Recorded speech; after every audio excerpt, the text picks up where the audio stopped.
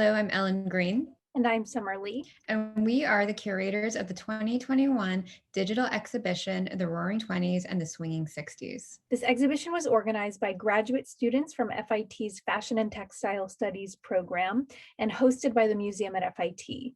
Please join us as we virtually walk through the exhibition. The first thing you'll see when you visit the website is this animation of two dancing women wearing dresses that you'll recognize as soon as you hit enter. You'll notice that the exhibition site header features a striking photograph of Twiggy, a model who was officially named the Face of 1966. In this photo from the same year, Twiggy wears a cloche hat and a coat in the style of the 1920s, blurring the lines between the two decades and embodying the message of our show. The revolutionary spirit of the 1920s and 1960s brought about new definitions of the modern woman, who embraced novelty and social progress instead of tradition. This impacted women's fashion in remarkably similar ways, which we explore through 6 thematic sections. The format of the exhibition is introduced here with our first object pair, the same dresses the animated figures were wearing. 1920s fashion combined the straight silhouette with rising hemlines, revealing more leg than ever. We chose the circa 1926 Paul Poiret dress on the left to open the show because it demonstrates that modern spirit, and it also is visually stunning. Its yellow, gold, and orange Art Deco fountain motifs are emphasized by the straight silhouette of the dress. Also, please note that objects with this expand icon in the top right-hand corner can be clicked to view additional photographs, including detail shots. We've displayed it next to this Mila Schoon dress from 1968, both for its similar color palette and for its freshly modern look. The silhouette is very straight when compared to preceding 1950s styles, which emphasized a small waist and large hips, and is very short, falling several inches above the knee. And the prevalent orange and yellow motifs reference the 1960s op art movement, making it a perfect visual comparison to the Poiret. When you scroll to the bottom of the page and click the Next button, you're brought to our first thematic section called 20s Nostalgia. This page contains instances where 1960s fashion designers directly referenced art and fashion from the 1920s, just like our header image of Twiggy. As early as 1960, American designers were reintroducing low-waisted dresses in the style of the 1920s. Designers continued to revive 20s styles as the 60s progressed. And in 1964, British historian James Laver wrote, quote, "It is literally true that a woman dressed in the clothes of the late 20s could walk about the streets today without exciting comment," end quote. That statement is surely supported by the clear similarities between this 1920s Molyneux evening dress and 1965 Norman Norell, and this 1928 Cheney Brothers fashion plate and this 1960s Givenchy dress. Designers in the 1960s also took inspiration from 1920s fine art. For example, here we've paired a 1929 painting by Dutch painter Piet Mondrian with a 1965 Yves Saint Laurent Mondrian dress. Saint Laurent's mother gave him a book about Mondrian's work as a Christmas gift one year, and he went on to use it as inspiration for one of his most recognizable collections. When the Mondrian collection debuted in the summer of 1965, Women's Wear Daily proclaimed, quote, "Sensational Saint Laurent crowned king of Paris." Saint Laurent would later regard his Mondrian collection as one of his greatest successes. Now that we've set the scene and demonstrated that 1920s styles experienced a revival in the 1960s, in our next section, Dreams and Discontent, we address the social reasons behind why these changes to fashion were similar. We share photojournalism from the 20s and 60s, documenting the Harlem Renaissance, the Civil Rights Movement, first wave and second wave feminism through women voting and the sexual revolution, as well as youth culture, which in both decades violated prevailing dress etiquette and engaged in taboo behaviors. The next page is titled Obsession with Youth. We open the section with the following quote from 1927: "The desire to look as young as possible is the real explanation for the entire mode of today." This sentiment also applies to the 1960s, and we demonstrate that by comparing the slender ideal body through undergarments of both decades, youth-driven fashions like short skirts, as well as youthful trends in cosmetics and hairstyling. For example, these photographs show the ubiquitous bobbed haircuts of the 1920s. Not only were short hairstyles radically different from the large updos that required long hair previously fashionable in the 1910s, but they also resembled popular children's hairstyles. This 1966 photograph of fashion designer Mary Quant receiving a haircut from hairstylist Vidal Sassoon plays so well off of the 1920s haircutting photograph. And I also love that it gives a nod to Mary Quant as a very important youthquake fashion designer. We've also included an image of British model Jean Shrimpton on the cover of Newsweek in 1965 to illustrate that short hair was far from the only option in the 60s. However, Shrimpton's long straight hair can be viewed as a rebellion against rigid 1950s styles, and the Newsweek article described how her tousled hairstyle inspired American schoolgirls. We open the following section, Music Mania, with the quote, "Women needed new clothing to wear while dancing the new dances." Susan Hannell wrote this when describing the influence of jazz on 1920s fashion, but we feel the statement also applies to music and fashion of the 1960s. Both decades saw very fast-paced popular music and energetic dancing, which inspired fashion designers. We chose to feature the circa 1926 evening dress because it would have come alive when dancing, especially when the light caught the sequins, which cover the entire dress. Artistic designs are outlined with bugle beads. And that is echoed in this dazzling 1969 Yves Saint Laurent tunic and hot pants set. Similar to the 1920s dress, they are completely covered in sparkling hand-sewn sequins. The fringe at the bottom also references 1920s styles and the classic image of jazz-crazed flappers so ingrained in pop culture. This section also features photographs of popular musical artists and images depicting dance crazes of the 20s and 60s.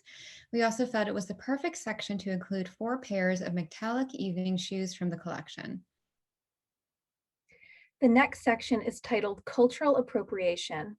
While cultural appropriation is certainly not a phenomenon specific to the 1920s and 1960s, it was especially visible during these times when European and American designers looked to the avant-garde and quote unquote exotic influences.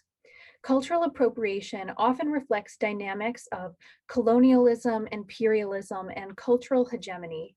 And it creates a paradox when artists and designers are inspired by the art and design of marginalized cultures that there is widespread racism against. We've chosen to focus on the themes of Orientalism and primitivism and demonstrate specific instances of cultural appropriation from China, India, ancient Egypt, and Africa, but want to acknowledge that there are many other cultures appropriated during these times as well. The term Orientalism refers to Euro-American culture using design elements from Asia and the Middle East. This 1924 Milgram Evening Ensemble was chosen to demonstrate the cultural appropriation of Chinese style and fashion design during the 1920s. When researching this topic, we thought a lot about the career and life of Chinese-American actress Anna May Wong. A 1928 Vanity Fair article stated, quote, "Ms. Wong is invariably conscripted when a moving picture demands Oriental intrigue. She has been a villainess and a vampire, but her appearance will never let her be a heroine," end quote. That quote really summarizes how Chinese imagery was romanticized in 1920s America, but that racism against Chinese Americans was prevalent, especially in the author's use of Oriental to describe Wong's heritage. It is now acknowledged that this term is offensive, which conflates all Middle Eastern and Asian countries. The Chinese-inspired Milgram Ensemble is displayed next to an Indian-inspired 1968 Christian Dior evening dress designed for the department store Bonwit Teller. India was especially influential on 1960s fashion, in part due to reverence for Indian culture by the counterculture movement, and also in part due to First Lady Jackie Kennedy's adoption of sari-inspired garments inspired by a trip to India. The Dior dress does not follow the shape of an Indian sari, but the fabric features repeating gold sari borders. We include a photograph taken the same year to demonstrate how an authentic Indian sari with a gold border was worn in 1968. A 1923 Vogue spread bridges the gap between inspiration from contemporary Eastern cultures and ancient Egypt. In 1922, British archaeologist Howard Carter excavated Tutankhamun's tomb, spurring a wave of quote unquote Tutmania, which is also seen in Paul Poiret's evening dress photographed in 1923. And interest in ancient Egypt was renewed in response to the 1963 film Cleopatra, starring Elizabeth Taylor, demonstrated by model Verushka, photographed in Egypt in 1967. The use of ancient Egyptian design elements can be described as both Orientalism and primitivism, which describes the creative instincts of quote unquote uncivilized and quote unquote savage peoples. Primitivism also applies to these African-inspired garments, and African art served as a major inspiration to many modern artists in the early 20th century.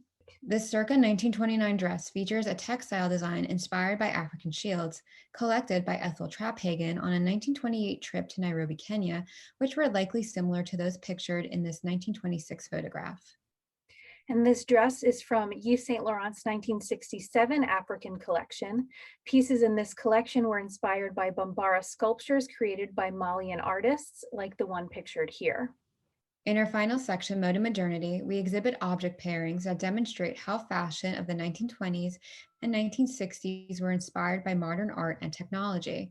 The machine age encompassed many modern art movements, including abstract art and cubism, as well as the Art Deco decorative style.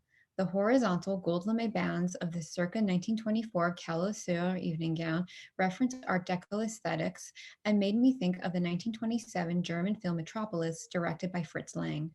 We paired the Calo Sur's dress with this 1968 dress by Pierre Cardin because of its black fabric, tubular silhouette, and metallic elements. In this case, polished steel plates which reference the space age. In the book 50 Years of Fashion, MFIT director Valerie Steele wrote that, quote, "Beyond technology, the futuristic look functioned primarily as a secondary metaphor for youth. No one wanted to look like the woman of the past, the older woman," end quote. 1960s space age style is a really fascinating intersection of fashion, technology, modernity, and imagination. And we further supported this idea with a 1963 NASA model of a lunar lander concept. Additional object pairings in this section serve to point out visual similarities between fashion and art movements of these two decades, including a 1925 Sonia Delaunay painting, Paired with a visually similar 1960s Emilio Pucci dress. and at left, a circa 1929 wool ensemble featuring blue Art Deco style motifs. Paired on the right with this 1968 blue wool Mila Schoon dress and coat. And a circa 1928 Cheney Brothers fashion plate featuring a black and white textile with a geometric print. Paired with a black wool Pierre Cardin dress featuring white vinyl rectangles from 1969. And the bottom of this page includes a concluding note. While our class worked on this exhibition, which directly dealt with how fashion was influenced by changing gender roles, social unrest and progress, and advancements in technology, art, music, and culture, we couldn't help but notice parallels to today. We began working on this exhibition in 2020 and launched in March of 2021, in just the first year of the 2020s. There has been a similar atmosphere of crisis, demonstrated in gender equality movements, the Black Lives Matter movement, political turmoil, and of course, the COVID-19 pandemic. So we ask, how might fashion of the 2020s compare to those of the 1920s and the 1960s? Ensuing pages include additional information and educational resources, including a timeline presenting a chronology of relevant historic and cultural events in the 1920s and 1960s that relate to our exhibition, accompanied by illustrations by our design team. Also, our public programs, including the Jazz and 20s Black Glamour fashion culture event with the museum at FIT. This is a panel conversation moderated by MFIT Assistant Curator Elizabeth Way, featuring historian Alfonso McClendon and vintage performer Dandy Wellington discussing the influence of jazz on 1920s menswear. Also, the 1 hour dress video, where Ellen and I join our event programmers, Becca Carr and Kenna Levis, as they compete to sew 1920s and 1960s dresses in 1 hour, and we provide some historical context and commentary. And if you love to sew vintage styles, make sure to check out the pages for the Plus Pattern Project, where Kenna and Becca have shared PDF patterns taken from antique 1920s dresses, all between a modern US size 10 and 26.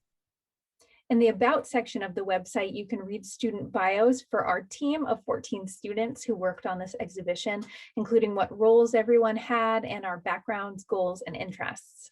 Then on the credits page, we thank everyone outside of our class who helped make this exhibition possible, including faculty and administration from the FIT School of Graduate Studies and the staff at the museum at FIT and Gladys Marcus Library Special Collections. The final page of the website is the process page, which acts like a time capsule for our experience over the past year. You'll see some behind the scenes photos of students working on the exhibition, as well as photos representing major events and social movements that took place over the course of our project. Thank you for listening and joining us on this curatorial walkthrough of the Roaring Twenties and the Swinging Sixties.